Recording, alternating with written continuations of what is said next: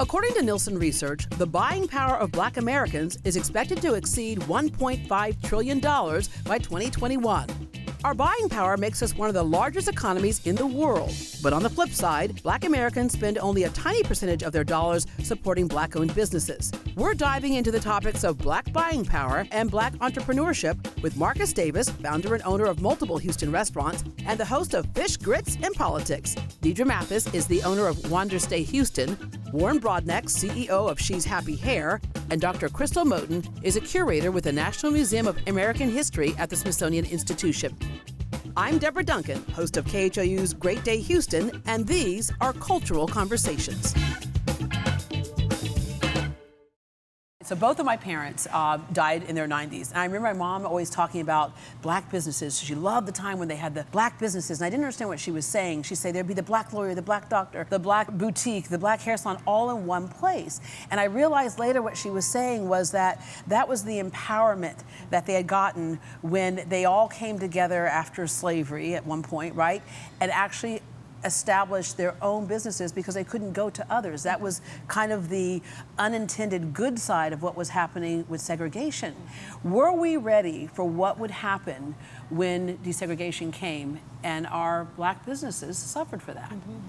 I think one of the things we typically don't consider when we think about the possibilities of integration are the impact that it had on a thriving Black community that was created as a result of Jim Crow segregation. Their own economy, right, really. Their own separate economy. And so we have to remember that integration, yes, in terms of our dreams, unrealized dreams of racial equality was a step forward in that direction, but tons of Black professionals, Black business owners, Black community organizations, they lost out in a sense because of these integrative efforts. And so we have to consider what that impact was on the Black community economically when we think about integration.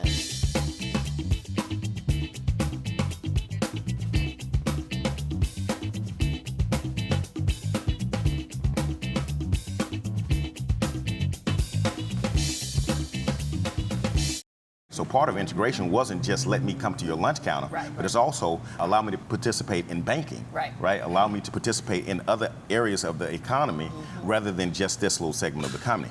There's a big pie out there, right? And the goal is for the pie to be divvied up, not just eaten by one group of people. Well, and then just because legislation on one end is passed, there are other things that lagged, even just downright attitudes towards people. It took a long time to catch up to all those laws. Okay, a lot of people will argue as well, and this happens in all communities across the board, that when you own a business and you hand it off to your children, or what do you teach your children about business, right? Sometimes that's lost. When you were growing up, were you taught about how to do business? Absolutely not. My parents worked typical jobs, post office. So my dad didn't have the background to teach me how to start and run a business. So I had to do that on my own. And that's going to entrepreneurial classes, that's getting a degree, an MBA, making sure that I'm surrounding myself with people who can help me not only start the business, but stay in business. So you have to be very self-sufficient because, it's tough. It's tough. You are a first. Tell people what I'm talking about. I am the first African-American hostel owner in the United States, and hostels are shared accommodation spaces, mostly utilized by millennial travelers. Yeah. All right, and for you, okay, so oftentimes even after that desegregation thing, you were in one of those areas where they said, well, the places where we kind of all stuck together was the hair salon, the church, right, and the restaurant that served that good old mama's food, that slappy mama food, right? Okay, so, but for you, what was your business sense growing up? Did you understand anything about entrepreneurship?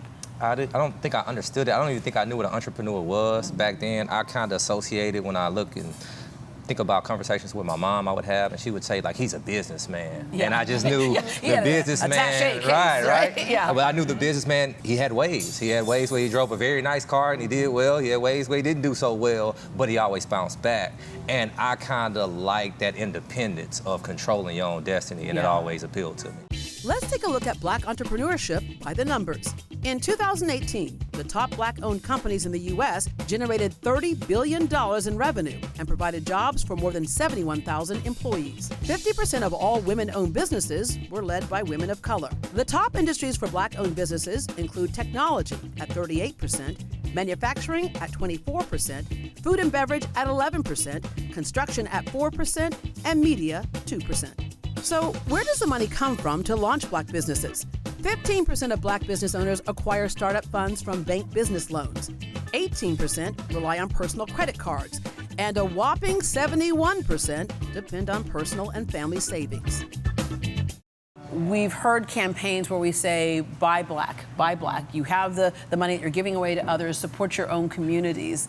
Is it about buying black today, or is it about just doing good business and being part of the free market? I think it's a little of both. I think you definitely should buy black if you're looking for a certain particular item and there's a black entrepreneur, a black business, you patronize it, but only if that business is doing good business. That's the thing that I think a lot of business owners forget about. I am not, and I'm a black business owner, but I'm not gonna patronize a black business just because you're black. Right. You have to be a good business owner. You know, that means making sure that my food tastes good, making sure that my clothes come out right, making sure that everything goes well and very well put together. And with that said, you have a business where people come to you right. because you're doing good business. Right. And that's the bottom line. Right, Marcus? You know, for anybody that knows me and knows our reputation, customer service is priority number one for us. But I get a little conflicted with this conversation about good business as it relates to the African American community. Because we don't do that with the white community, right? We don't cloak all businesses, well, I'm not going to these businesses because they're bad service and they're white, right? We only have this conversation about, well, I'm not going to bad ones. I'm only going, right? Yeah. But we say that. Yeah. We say that in our words, but in our work and our efforts, we don't display the same thing. We will say that a person gave us bad service, or discrimination is the ultimate form of bad service, right? Mm-hmm. And we'll talk about how someone had discriminatory practices, and then we'll go back there. So, you know, we lump these conversations of good business and black business, or bad business and black business together, unfortunately, and it's not a monolith, though. Yeah. And I think one thing is also important to keep in mind is the meaning behind, the bigger meaning behind good and bad, right? Especially when you think about, as you mentioned, access to capital, right? What allows a business to be good? What allows a business to have quality in its product, in its presentation? Usually it's access to capital, right? What allows you to pay your workers a living wage, right? You have to have capital. When we think about the ways in which capital have been stratified in this country, in some ways, minority businesses could be at a disadvantage. And so it's really important to tease out, how does a business become a good or a bad business, and how is race related to that? When you say capital, I want to make sure we include all forms of capital, monetary and experience. Yes, you know, for the African Americans, we've only been doing business in this nation absent Jim Crow for the last 50, 60 years. And that was my point earlier, is that, you know, for you to pass something down generation to generation, you have to have had it to begin with, right? And when I say good business, I'm just saying that so that black entrepreneurs not out there saying, I'm going to open this business and people are going to flock to me because I'm black.